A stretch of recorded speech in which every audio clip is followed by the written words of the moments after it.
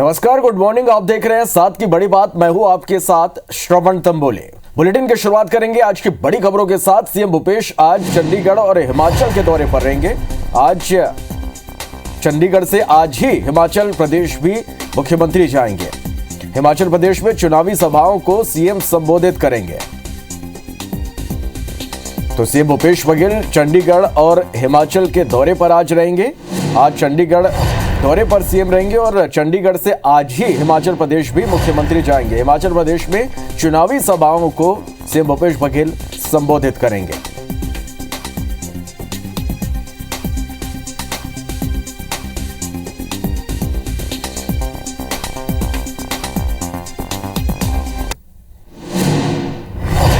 चलिए, तो रायपुर से ये बड़ी खबर कि आज चंडीगढ़ दौरे पर रहेंगे सीएम भूपेश बघेल। चंडीगढ़ से आज ही हिमाचल प्रदेश भी सीएम जाएंगे और यहां हिमाचल प्रदेश में चुनावी सभाओं को सीएम संबोधित करेंगे। चलिए बढ़ते आगे। रायपुर से खबर, जहां मंत्री Amarjeet Bhagat science college ground आज जाएंगे और आदिवासी नृत्य महोत्सव की तैयारियों का जायजा लेंगे। महोत्सव में शामिल होने विदेशों से कलाकार लगातार यहां पर पहुंच रहे हैं। तो आदिवासी नृत्य महोत्सव को लेकर तमाम तैयारियां पूरी कर ली गई है। मंत्री अमरजीत भगत आज साइंस कॉलेज ग्राउंड जाएंगे और यहां पर आदिवासी नृत्य महोत्सव की तैयारियों जायजा लेंगे। इस महोत्सव में शामिल होने के लिए विदेशों से लगातार कलाकारों के पहुंचने का सिलसिला भी जारी है।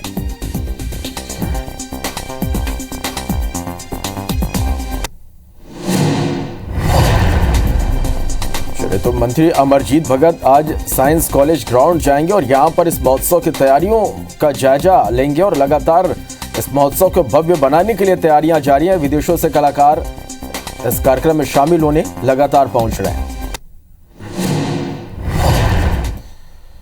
तो रायपुर में आयोजित राष्ट्रीय आदिवासी नृत्य महोत्सव और राज्योत्सव 2021 का उद्घाटन झारखंड के मुख्यमंत्री हेमंत सोरेन करेंगे और इस दौरान सीएम भूपेश बघेल कार्यक्रम की अध्यक्षता करेंगे। 28 अक्टूबर की रात आयोजित राष्ट्रीय आदिवासी नृत्य महोत्सव के कार्यक्रम की मुख्य अतिथि राज्यपाल अनुसुईया उइके होंगे। 29 अक्टूबर के कार्यक्रम में पंजाब के मुख्यमंत्री एस रणजीत सिंह चन्नी मुख्य अतिथि होंगे और इसके अलावा 28 अक्टूबर को रायपुर के साइंस कॉलेज मैदान में आयोजित उद्घाटन समारोह में राज्यसभा सांसद केसी वेणुगोपाल, पीएल पुनिया, बीके हरिप्रसाद, लोकसभा सांसद अधीर रंजन चौधरी, छत्तीसगढ़ विधानसभा के अध्यक्ष डॉक्टर चरणदास मंद, पूर्व केंद्रीय मंत्री भक्त चरणदास और वरिष्ठ नेता रणदीप सिंह सुरजेवाला अति विशिष्ट अतिथि के रूप में शामिल होंगे। बता दें कि राष्ट्रीय आदिवासी नृत्य महोत्सव एवं राज्योत्सव 2021 का आयोजन 28 अक्टूबर से 1 नवंबर तक किया जा रहा है। 28 से 30 अक्टूबर तक राष्ट्रीय आदिवासी नृत्य महोत्सव, 31 अक्टूबर को पूर्व प्रधानमंत्री इंदिरा गांधी और पूर्व उप प्रधानमंत्री सरदार वल्लभ भाई पटेल पर केंद्रित प्रदर्शनी और संगोष्ठी होगी। 1 नवंबर को राज्य अलंकरण और राज्योत्सव समापन समारोह का आयोजन होगा। सभी कार्यक्रम रायपुर के साइंस कॉलेज मैदान में आयोजित किए जाएंगे।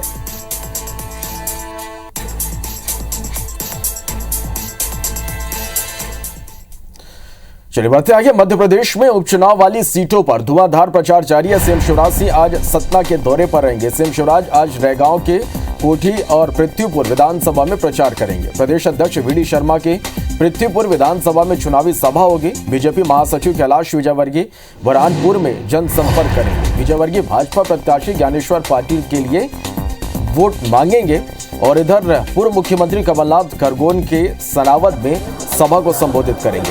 कमलनाथ की सभा में सचिन पायलट भी मौजूद रहेंगे। तो मध्य प्रदेश में होने वाले उपचुनाव को लेकर चुनावी सरगर्मियां पूरी तरह से तेज हो गई है। तमाम दिग्गज मैदान में है। चुनाव प्रचार अब आखिरी चरण में है। सीएम शिवराज सिंह चौहान आज सतना के दौरे पर रहेंगे। सीएम शिवराज आज रैगांव के कोठी और पृथ्वीपुर विधानसभा में प्रचार करेंगे। प्रदेश अध्यक्ष वीडी शर्मा के पृथ्वीपुर विधानसभा में चुनावी सभा होगी। बीजेपी महासचिव कैलाश विजयवर्गीय बुरहानपुर में जनसंपर्क करेंगे। विजयवर्गीय भाजपा प्रत्याशी ज्ञानेश्वर पाटिल के लिए वोट मांगेंगे। इधर पूर्व मुख्यमंत्री कमलनाथ खरगोन के सनावद में सभा को संबोधित करेंगे और कमलनाथ की सभा में सचिन पायलट भी मौजूद रहेंगे।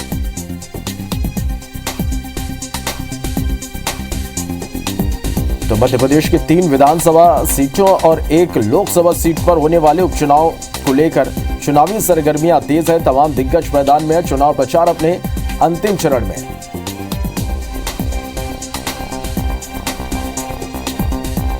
ज्ञानेश्वर पाटिल के लिए आज सभाएं होंगी। पूर्व सीएम कमलनाथ खरगोन के सनावद में जनसभा करेंगे, सभा को संबोधित करेंगे और कमलनाथ की सभा में सचिन पायलट भी मौजूद रहेंगे। तो दोनों ही पार्टियों ने पूरी ताकत इस चुनाव के लिए झोंक दी है। तमाम दिग्गज मैदान पर हैं। चुनाव प्रचार अपने अंतिम चरण में है। एक तरफ सीएम शिवराज सिंह चौहान खुद कमान संभाले हुए हैं, तो दूसरी ओर कमलनाथ भी लगातार इन सीटों पर दौरा कर रहे हैं।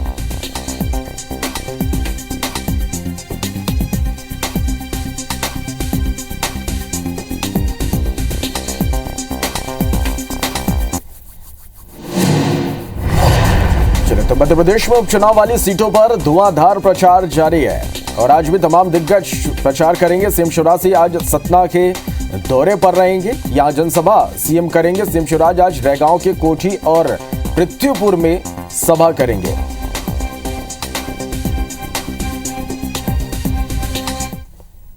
चलिए, और इसके अलावा आज छत्तीसगढ़ और मध्य प्रदेश में खबरों में क्या कुछ खास रहेगा। दो संवाददाता हमारे साथ लाइव जुड़े हैं। रायपुर से प्रिया पांडे हमारे साथ इस वक्त लाइव जुड़ गए हैं। भोपाल से नीलम गुरवे हमारे साथ लाइव है। सबसे पहले रायपुर का रुख करते हैं, प्रिया के पास चलते हैं। प्रिया, आज दिन भर की हम बात करें तो खबरों में क्या कुछ खास आज रहने वाला है?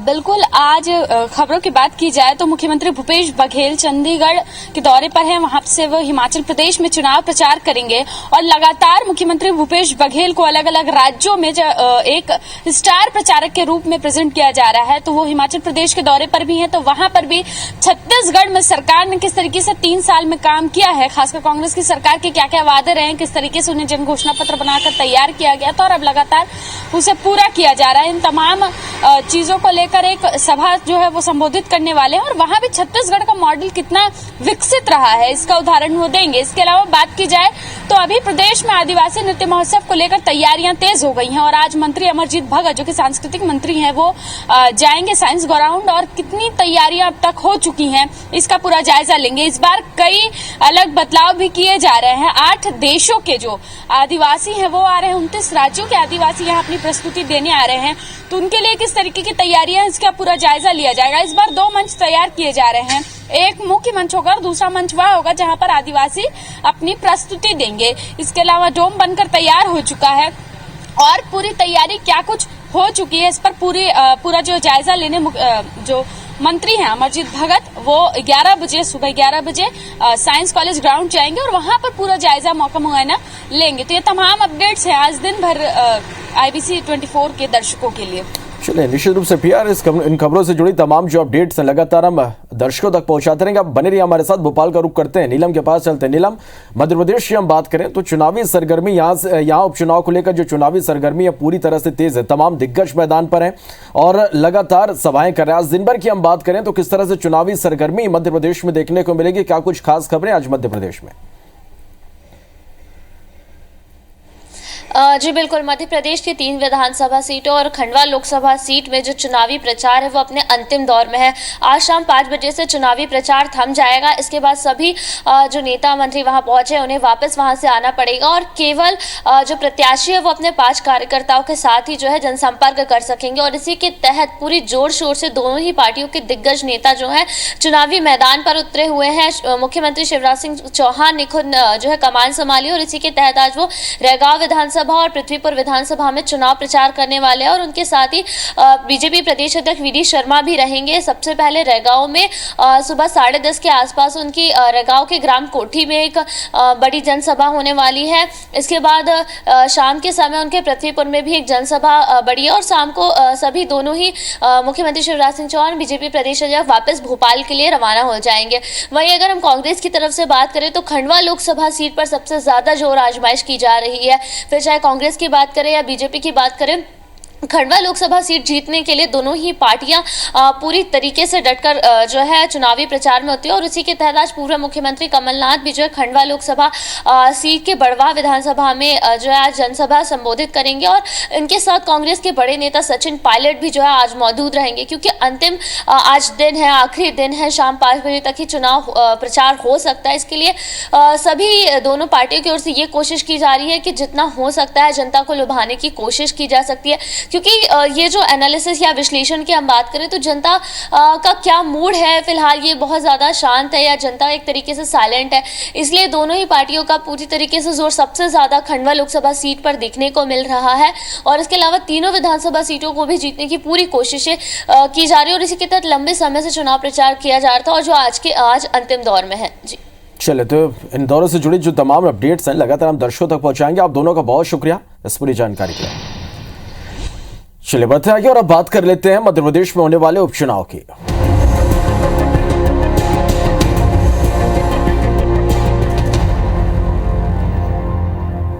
तो मुख्यमंत्री शिवराज सिंह चौहान आज सतना जिले के कोठी में एक चुनावी सभा को संबोधित करेंगे। मंगलवार शाम सतना पहुंचे सीएम शिवराज ने रैगांव विधानसभा के कैमा गांव में चुनावी सभा को संबोधित किया और इस दौरान उन्होंने कांग्रेस पर निशाना साधते हुए कहा कि कांग्रेस सरकार ने कभी गरीबों को सस्ता राशन नहीं दिया, लेकिन बीजेपी सरकार ने 3 प्राथमिकताएं उनकी है। इनमें पहली प्राथमिकता गरीबों को रहने के लिए मकान, दूसरी सस्ता राशन और तीसरी प्राथमिकता कल्याणकारी योजनाओं का लाभ दिलाना। मुख्यमंत्री ने कहा कि पीएम आवास योजना के साल 2011 में की सूची के तहत अब तक हितग्राहियों को आवास आवंटित हो रहे हैं, लेकिन अब नई सूची बनवाकर छूटे हुए हितग्राहियों को आवास दिलाए जाएंगे। मुख्यमंत्री की सभा के दौरान 88 लोगों ने बीजेपी में शामिल हुए। IBC 24 से बातचीत में सीएम ने कहा कि लोगों का भरोसा बीजेपी के कल्याणकारी शासन पर बढ़ा है, इसलिए हर सभा में बीजेपी के नए कार्यकर्ता बढ़ रहे हैं। हमारी कल्याणकारी योजनाएं जो कांग्रेस ने बंद कर दी थी, कमलनाथ जी ने बंद कर दी थी, हमने फिर से चालू करने का फैसला किया है। जन कल्याणकारी योजनाएं जनता की समस्या देख के हम लोग बनाते हैं, तो इसलिए हम कहते हैं कि जनता की जिंदगी बदलने का अभियान है। मध्य प्रदेश में उपचुनाव का प्रचार अंतिम दौर में पहुंच गया है। बीजेपी की ओर से खुद सीएम शिवराज सिंह ने मोर्चा संभाल रखा है। सीएम शिवराज सिंह आज खंडवा लोकसभा क्षेत्र के उदयनगर, किलोद और काटाफोड़ में बीजेपी प्रत्याशी के पक्ष में सभाएं की। सीएम शिवराज सिंह ने इस दौरान सरकार के कामकाज, योजनाओं और उपलब्धियों का बखान किया, साथ ही कांग्रेस पर जमकर निशाना भी साधा। सीएम शिवराज ने मंच से दिवंगत सांसद नंद कुमार सिंह चौहान को भी याद किया। उन्होंने कहा कि नंदू भैया के अधूरे सपनों को वो पूरा करेंगे। सीएम शिवराज सिंह चौहान ने जनता से बीजेपी प्रत्याशी ज्ञानेश्वर पाटिल को जिताने की अपील की। इस्तीफा दे के आ गए थे कि 5 लाख रुपए तक का इलाज साल भर में फ्री में करवाया जाएगा, ताकि बीमार हो तो गरीब मजबूर ना रह जाए। मेरे बहनों और भाइयों, आपकी जिंदगी बदलने का अभियान है भारतीय जनता पार्टी की सरकार। आप सबसे मेरी प्रार्थना है, कमल के फूल की बटन दबाएं, भारतीय जनता पार्टी को जिताएं, ज्ञानेश्वर जी को अपना सांसद बनाएं और विकास की जवाबदारी मोदी जी, भारतीय जनता पार्टी और मामा की कंधों पे सौंप जाएं। कमलनाथ की तरह रोते ही रहे कि पैसा नहीं है, ये मनोज थे कांग्रेस में। जब भी जाते थे सिंचाई बोले पैसा नहीं है, सड़क बोले पैसा नहीं है, पुलिया बोले पैसा ही नहीं है। वो रोते ही रहते थे, पैसा ही नहीं है, पैसा ही नहीं है, पैसा ही नहीं है, पैसा नहीं। भैया काय को मुख्यमंत्री बन गया, कोई आदमी उतारने गया था क्या? चलिए, तो उपचुनाव का प्रचार अंतिम दौर में पहुंच चुका है। ऐसे में बीजेपी ने बड़ी सभाओं के साथ ही सम्मेलन, नुक्कड़ सभाओं और जनसंपर्क पर भी फोकस किया है, जिनकी 6 तस्वीरें इस वक्त हम आपको दिखा रहे हैं। पहली तस्वीर खंडवा के पंधाना की, जहां VD शर्मा ने प्रबुद्ध जनों से मुलाकात की और उनके साथ भोजन किया। दूसरी तस्वीर अलीराजपुर की है, जहां VD शर्मा ने प्रेस कॉन्फ्रेंस कर कांग्रेस पर जमकर हमला बोला। और तीसरी तस्वीर खंडवा की है, जहां केंद्रीय मंत्री नरेंद्र सिंह तोमर ने दादाजी धुनी वाले धाम में दर्शन किया और स्थानीय लोगों से मुलाकात की। चौथी तस्वीर पृथ्वीपुर की, जहां मड़िया में कैबिनेट मंत्री भूपेंद्र सिंह ने नुक्कड़ सभा की। भूपेंद्र सिंह ने दावा किया कि इस बार पृथ्वीपुर में बदलाव होकर रहेगा। और पांचवी तस्वीर मंत्री भारत सिंह की है, जिन्होंने पृथ्वीपुर विधानसभा क्षेत्र में चुनावी चौपाल लगाई और बीजेपी के पक्ष में माहौल बनाने की कोशिश की। छठवीं तस्वीर पूर्व मंत्री इमरती देवी की, जिन्होंने पृथ्वीपुर विधानसभा क्षेत्र में बीजेपी प्रत्याशी के लिए जनसंपर्क किया। कांग्रेस बिखर गई है, कांग्रेस अपना अस्तित्व खो रही है। आदरणीय दिग्विजय सिंह जी, ट्रेजर आइलैंड घोटाले में आप कैसे क्लीन चिट हो गए, ये बात भी मध्य प्रदेश की जनता जानना चाहती है और ये भी लोकायुक्त के अंदर, EOW के अंदर ये बात भी उठेगी। माहौल भारतीय जनता पार्टी के पक्ष में है। सभी कार्यकर्ता अपनी अपनी जवाबदारियों का निर्वहन कर रहे हैं। जनता का आशीर्वाद मिलेगा और भारतीय जनता पार्टी भारी मतों से विजयी होगी। लोग चाहते हैं कि सरकार से जुड़ें और सरकार से जुड़ेंगे तो क्षेत्र का विकास होगा और इसलिए सब तरफ लोग चाहते हैं कि भारतीय जनता पार्टी को वोट दें जिससे क्षेत्र का विकास हो सके।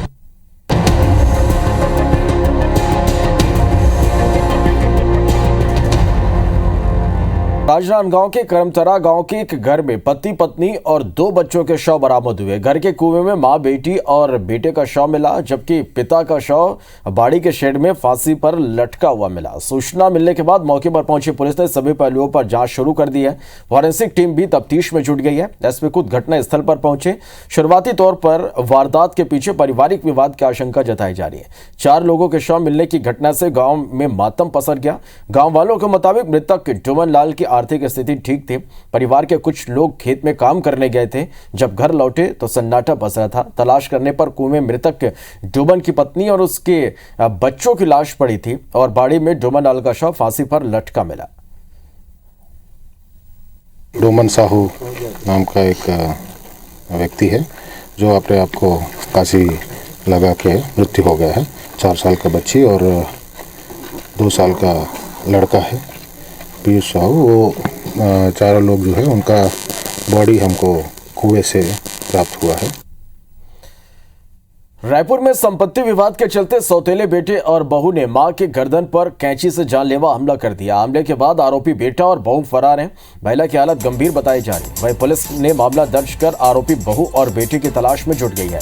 टिकरापारा इलाके के शिवनगर मठपुराना के साहू परिवार में जमीन बंटवारे को लेकर लंबे समय से विवाद चल रहा था। आज दोपहर हुए विवाद में आरोपी बेटे और बहू पर जानलेवा हमला कर दिया। फिलहाल घायल महिला का इलाज निजी अस्पताल में चल रहा है।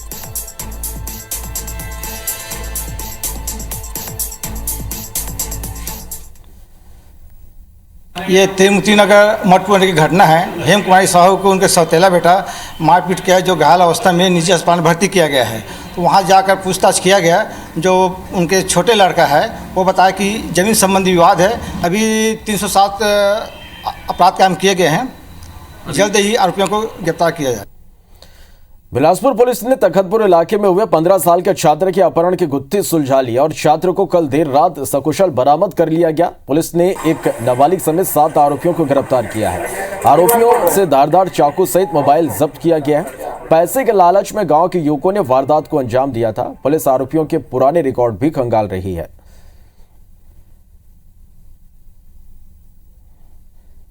कुछ क्लूज पुलिस को मिले, कुछ सीसीटीवी फुटेज से मिले, कुछ उनके मोबाइल से मिले जिसे कॉल किया गया था। ऐसे करके आखिर में 2 जो है आरोपी पुलिस की पकड़ में आए। उनसे थोड़ी सी कड़ी पूछताछ किया गया।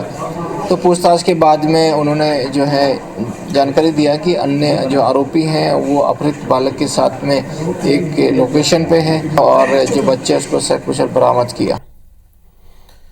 चलिए बढ़ते आगे। ग्वालियर में बेटी को खेलकूद में मेडल मिलने के जश्न में पिता ने मोहल्ले में जुलूस क्या निकाला। पड़ोसी ने विवाद शुरू कर दिया। पड़ोसी ने जुलूस को रोक दिया और बेटी के पिता को हिदायत दी कि उनके दरवाजे से जुलूस ना निकले।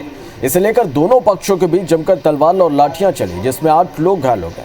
पुलिस ने घायलों को इलाज के लिए अस्पताल में भर्ती करवाकर दोनों पक्षों के 14 लोगों पर केस दर्ज किया है। दरअसल थाटीपुर थाना इलाके का रहने वाला अकरम बेटी को खेलकूद में मेडल मिलने का जश्न मना रहा था। उसके पड़ोसी अनीस को उनकी खुशी नागवार गुजरी। उसने घर के सामने से जुलूस निकालने पर आपत्ति की और देखते देखते कहा सुनी संघर्ष में बदल गई। बच्ची को खेल अवार्ड मिला था तो उसका जश्न मनाने के लिए इनके द्वारा डीजे वगैरह बजाया जा रहा था। और तो दूसरे पक्ष ने इसमें आपत्ति ली कि हमारे घर के सामने से डीजे न बजे, शोर ना हो। तो इस बात को लेकर के इन दोनों में झगड़ा हुआ, जिसमें कि दोनों तरफ से मिलाकर कुल 8 लोग घायल हैं। जबलपुर में मिलावटखोरों के खिलाफ जिला प्रशासन की मुहिम जारी है। जबलपुर क्राइम ब्रांच ने नकली इंजन ऑयल बनाने वाली फैक्ट्री का भांडाफोड़ करते हुए 3 आरोपियों की हिरासत में लिया। छापे के दौरान 4000 लीटर नकली इंजन ऑयल जब्त किया गया, जिसकी कीमत करीब 15 लाख रुपए बताई जा रही है। दरअसल पिछले कई दिनों से जबलपुर में नामचीन और ब्रांडेड इंजन ऑयल बनाने वाली कंपनियों की लेबल लगाकर रिफाइंड ऑयल के जरिए मिलावटी ऑयल बनाया जा रहा था। नामी कंपनियों के लेबल लगाकर नकली ऑयल को कुछ दलालों के जरिए बाजारों में बेचा जा रहा था और इस सूचना पर क्राइम ब्रांच ने तिलवारा पुलिस के साथ संयुक्त रूप से छापा मारा तो मिलावटखोरों से कंपनियों के लेबल, खाली डिब्बे, ढक्कन, इनामी कूपन समेत बड़ी मात्रा में नकली ऑयल जब्त किया गया। फिलहाल तीनों गिरफ्तार आरोपियों से पूछताछ की जा रही है। जो ऑयल है वो ला करके फर्जी लेबल बना करके एक जो नामी ग्रामी जो ब्रांडेड कंपनीज हैं उनके नाम पे ये बेचा जा रहा था। इसमें 420, 67 और अन्य धाराओं में इसमें मुकदमा थाना तिलवारा में कायम किया गया है, उसमें आगे बेचना जारी है।